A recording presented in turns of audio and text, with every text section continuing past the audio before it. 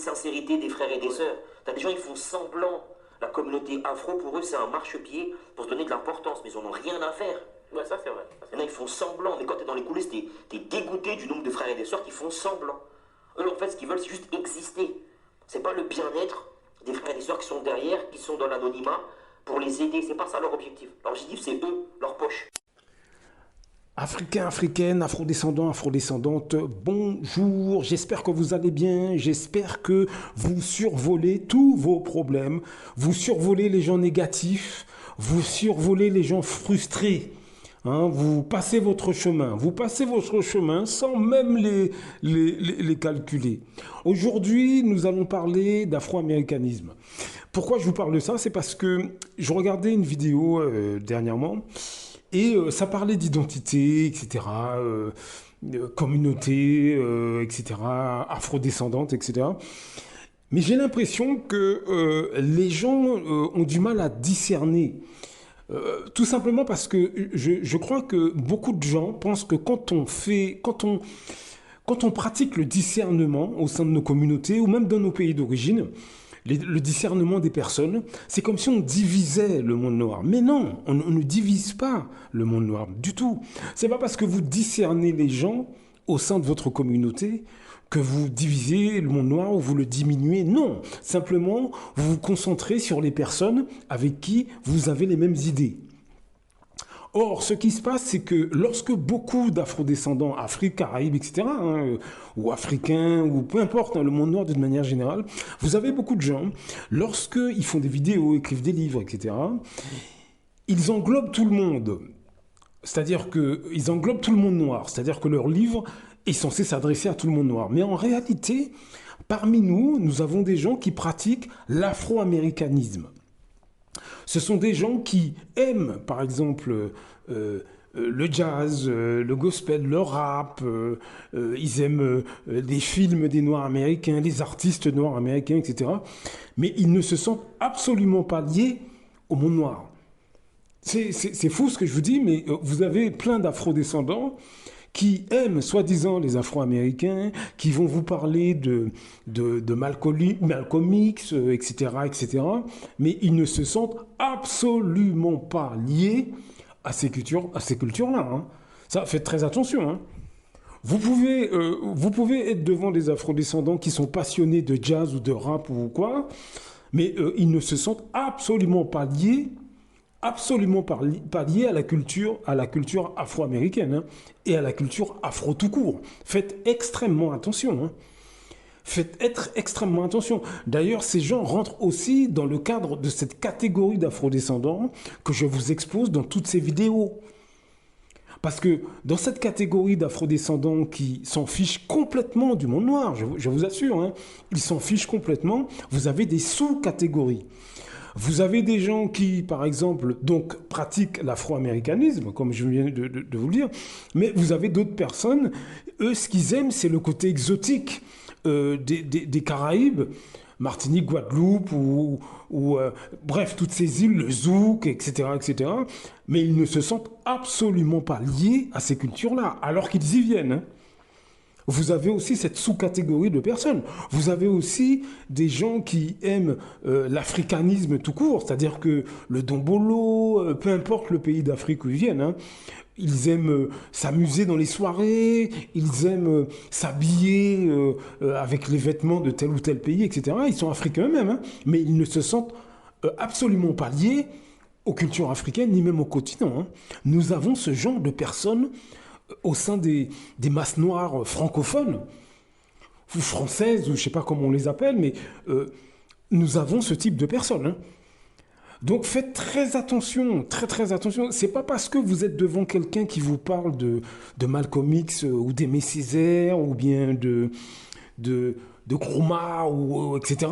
que vous êtes devant quelqu'un qui se sent africain, qui se sent afrodescendant, etc. Hein.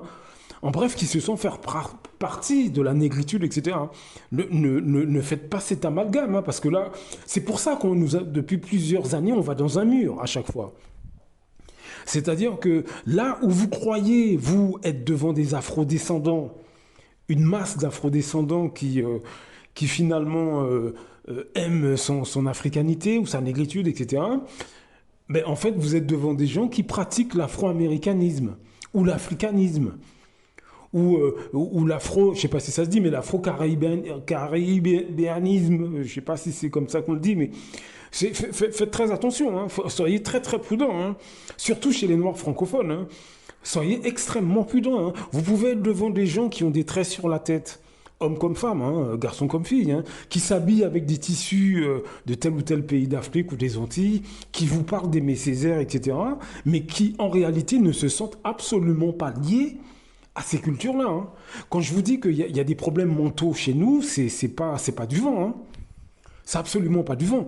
Pour parler d'autres personnes qui imitent nos cultures, mais qui s'en foutent complètement, j'ai vu des Blancs avec des t-shirts de Bob Marley sur les épaules, avec le chapeau Rasta, etc., etc. Et je vous assure qu'ils ne sont absolument pas les cultures noires, ça les intéresse pas. C'est uniquement Bob Marley qui les intéresse. Hein. C'est tout. Hein. C'est uniquement, enfin en tout cas le reggae, mais en dehors de ça, ils s'en foutent du reste. Hein. Donc faites très attention, très attention. Quand vous êtes dans une soirée zouk, dombolo, rap, etc., que vous soyez jeune ou moins jeune, hein, mais faites attention, c'est pas parce que vous voyez 100 personnes qui dansent sur Koffi Olomide, Kassav et que sais-je, que vous êtes devant 100 personnes qui se sentent faire partie de ces cultures-là. Hein. C'est complètement faux. Hein. Faites attention. Soyez sur vos gardes. Hein. Faites attention. Hein. Alors, je ne dis pas de se méfier de tout le monde, mais dites-vous bien qu'il y a une catégorie de gens, en fait, ce n'est que de l'afro-américanisme. Je dis afro-américanisme, mais ça peut être de l'africanisme, tout court. Hein. C'est-à-dire que, comme je viens de l'expliquer, hein, ils aiment la musique, ils aiment s'habiller de telle ou telle manière, mais le reste, ils s'en foutent complètement. Hein, complètement. Et ça pullule hein, chez les Noirs francophones. Les personnes que je vous décris, mais ça pullule à 100%. Hein. Donc, alors je dis pas tout le monde, hein, non, mais il y a une catégorie très importante de gens comme ça en France, dans tous les pays francophones, Afrique, Caraïbes, etc. Vous avez un grand nombre de gens comme ça, hein, un grand nombre.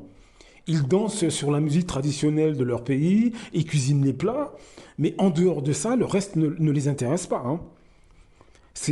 Aimé Césaire, pour les Antillais, a appelé ce type d'attitude le doudouisme. Faites des recherches, le doudouisme. C'est-à-dire qu'on aime les acras, on aime rigoler, on aime oui, les soirées, etc. Mais tout le reste, beaucoup d'Antillais s'en foutent de tout le reste. Hein. En dehors de manger et rigoler, beaucoup d'Antillais s'en foutent complètement de leur culture, que ce soit Martinique, Guadeloupe, etc. Hein. Ce qui les intéresse uniquement, c'est manger et rigoler. Eh bien, vous avez ce type de personnes sur le continent africain, vous avez ce type de personnes dans tous les pays à majorité où il y a une population noire, une population qui a été... les pays qui ont été colonisés, par la France notamment, vous avez une catégorie de gens, c'est ça, hein, ne vous faites aucune illusion, hein. Ne vous faites aucune illusion. Et ce sont eux qui, lorsqu'il y a une soirée, ben, ils sont là par centaines de milliers. Et lorsqu'il faut construire quelque chose de concret, ben, il n'y a plus personne. Parce que ce sont ces personnes qui pratiquent l'afro-américanisme ou l'africanisme. Est-ce que vous voyez ce que je veux dire ? Quand, par exemple, vous faites un concert, vous mettez un rappeur connu, il y a 250 millions de gens. Vous mettez un musicien de dombolo ou d'afro love ou je sais plus afro trap, je sais plus les mots qu'ils utilisent maintenant les plus jeunes. Vous aurez 250 millions de personnes. Maintenant, vous invitez des intellectuels africains ou afro-antillais sur un sujet de société qui concerne la communauté. Vous aurez du monde, mais là vous aurez 100 personnes, hein. 150 personnes, 200 personnes. Mais vous mettez un artiste qui fait de la musique, vous avez 3 millions d'afro-descendants sans problème. Donc soyez prudents avec les gens, même au sein de votre entourage. Mais j'ai été dans d'innombrables fêtes chez des familles, etc. Tant que vous mangez, dansez, rigolez, comme je l'ai dit dans beaucoup de vidéos, tant que vous mangez, dansez, rigolez, il n'y a pas de problème. On vous aime, on vous applaudit, on vous réinvite. Mais si pendant que le dîner où tout le monde rigole et mange, poulet brisé, etc., vous commencez à discuter, ne serait-ce qu'un temps soit peu, hein. Par exemple, vous dites, ben, il faut qu'on apprenne nos langues à nos enfants. Les gens tout de suite, d'un point de vue radicalement, leur point de vue sur vous change assez rapidement. Vous n'êtes pas réinvité, hein. Donc ce sont des gens qui... j'ai été chez beaucoup de gens qui pratiquent l'africanisme ou l'afro-américanisme. C'est-à-dire qu'on mange, on boit, on danse, on rigole, ça on veut bien du monde noir, mais tout le reste, on soulever les problèmes, par exemple, de société, de post-colonisation, etc., etc. Mais vous avez un nombre incalculable d'afro-descendants de tous bords qui veulent pas, qui s'en foutent complètement, ça les intéresse pas. Ce sont des gens qui peuvent être devant vous à parler de Malcolm X et la minute d'après, vous sortez devant eux, ils sont avec un Européen et ils disent, il faut que tous ces étrangers, ces Africains ou ces Noirs quittent la France. Mais c'est comme ça que se comporte un nombre incalculable de Noirs français, hein, Afrique, Caraïbes, etc., hein. Vous faites aucune illusion, hein. Vous avez quand même, mais un nombre incroyable et des gens qui vous entourent, famille, amis, voisins, collègues, hein. Ce que je vous dis là, vous pouvez le vérifier très très très très très facilement, très facilement. Ben, je vous donne un exemple. Faites une soirée dans votre ville ou allez dans une soirée dans votre ville. Vous allez voir, tout le monde danse, tout le monde rigole, tout le monde mange, il n'y a pas de problème. Le lendemain, vous recroisez ces mêmes afrodescendants dans la ville, ils vous disent à peine bonjour et ils vous regardent avec mépris, hein.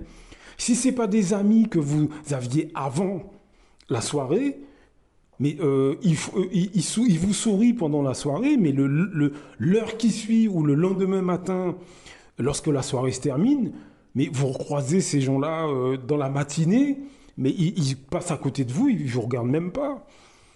Parce que pour eux, ce qui intéresse beaucoup ce type d'afrodescendants, c'est manger, danser, rigoler. Le monde noir, c'est marrant, on fait de la bonne bouffe, tout ça, mais tout le reste, ça les intéresse pas.